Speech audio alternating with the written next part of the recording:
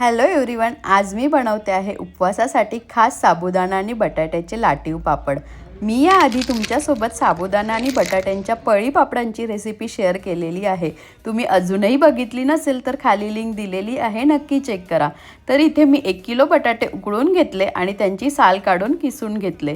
आता 1 कप साबुदाणा 2 ते 3 मिनिटं हलका भाजून घ्यायचा आणि भाजलेला साबुदाणा मिक्सरमध्ये बारीक करून घ्यायचा आणि हा बारीक केलेला साबुदाणा मॅश केलेल्या बटाट्यांमध्ये घालायचा।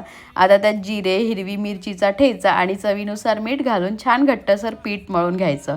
आता हाताला थोडं तेल लावायचं आणि पिठाचा एक गोळा घ्यायचा आणि पुरी मेकरने किंवा लाटण्याने अगदी पातळ पापड बनवायचा।